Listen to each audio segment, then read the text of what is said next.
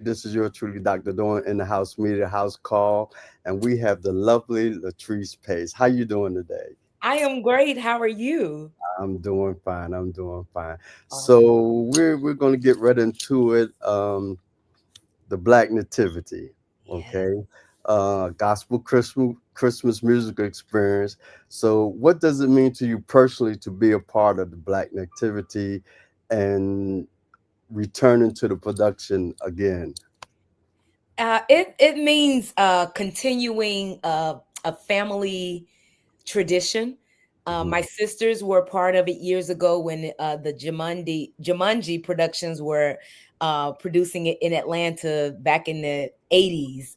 Okay. And for Robert Connor and Dominion Entertainment to have brought it back over the last 10 to 11 years, it just means continuing a family tradition. And it's like an honor to be able to do something that I saw my siblings do, and the fact that I'm in it now, Okay. and just to keep the legacy of Langston Hughes alive.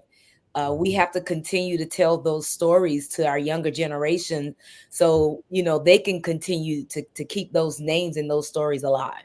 Okay. Okay. So the musical focuses on themes of hope, love, redemption. How do you connect these themes both as a performer and your personal faith and your faith journey? I think the stories that we tell, they resonate with us personally because our lives is, I know for me personally, my life has been a whole big walk of faith. It has been about the resilience, that life's challenges, throughout life's challenges, we take a licking and we keep on ticking. So the stories, they mirror our lives. That's why people um love theater, or love musicals, and even movies. That's what I was trying to get to, movies and television stories, because sometimes, even though they're taking a break from their life, they can see their life as well. And it's like, okay, sometimes they walk away with hope and being inspired, or with an answer, or directions on how to handle a situation. So it's very important because our lives mirror one another more than we realize. Okay. So, how do you prepare emotionally and spiritually for performance with such profound themes? I think it's important every morning that I have my quality time with my coffee and God. It's always important to center yourself, and to remember why you do what you do, because sometimes we can become jaded, or we can just take things for granted and feel like, oh, it's just another show, or it's just another song, or it's just another whatever. But no, God, I thank you that you have given me these gifts, and I have I have breath in my body. I have my legs are working well, that I can actually do it time after time, because there are some people who can't. So that's important because it always brings us back to that why. Okay. So, as someone who performed with the Pace Sisters um, and continues to shine in the productions like this, what keeps you motivated and inspired? God, gratitude, just being thankful that I can do what I do, and not just do it, but I do it and I get paid to do it. I think if we stay in a space of gratitude, that fuels us for the next, because we don't take anything for granted. Mhm. And my love for music, my love for the arts, my love uh, for creating and expressing myself, all of that, I bring all of that to the table. That's what keep me going. Okay, so okay, that's good. How has your role or perspective evolved over the time with this production? Wow, that's a good question, because when I first started the production, I've played the same role, Sister Frankly. Okay. And when I started, it was just, oh, it's just playing one of the church mothers and being funny. Mhm. But as the years progress, and even in the transition of my mother, it's like it's important for us to see the Sister Franklys in productions, because we very seldom see them in our churches anymore. you know, those church mothers that kept everybody in line, that reminded us of the significance of Sunday school and Mhm. obeying the rules and wearing slips, and wearing dresses at your knee and below, you know, all of Right. those things that we are seemingly losing. Mhm. I think it's important to keep those figures in our lives because they keep us grounded. So Okay. that's how, so I have become Sister Frankly. That's how I evolved. I was playing Sister Frankly, but now I have become Sister Frankly. Okay. So I understand you had a few questions for me.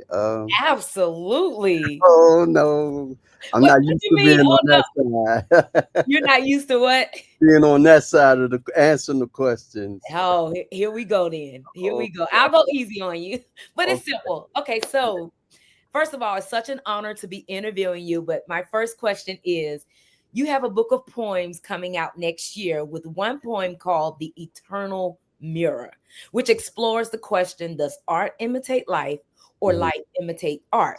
Right. Without giving away the essence of the poem, looking at today's world, what do you think the answer is? Um, for me, being a spiritual person, it kind of depends on that individual and how they look at life, and Mhm. it's kind of like intertwined with each other. One day it could be this way, the next day it could be that way. So it's according to how you move in this world. So yeah, That's that so true. I yeah. get that. I get what you're saying. Like, that is so true. Oh, Yes. wow. Okay. As a veteran journalist who has seen and captured so much, why do you hmm think it's important that creatives continue to adapt productions to current times?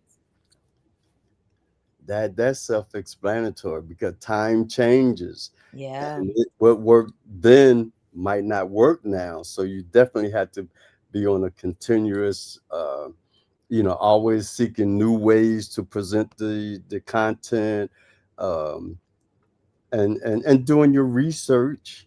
Before Yes. you go out there and put something out there, because if you look at social media today, oh, 1 minute is real, then you read down to, oh, this is not real. Okay, so um, I have a positive news format in what I do.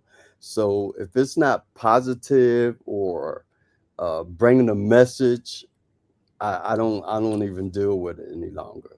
That You is know, so necessary. yeah. When I first started here in Atlanta, I was covering everything. With those little reality shows, and I'm like, wait a minute, this ain't what I'm about. I ain't trying to hear that. I ain't trying to Yes. see that. So I just gradually cut myself off from that. Yes. It gave me a lot of exposure. Yeah. Um, it introduced me to a lot of different people, but that platform itself, I had Yeah. to let go.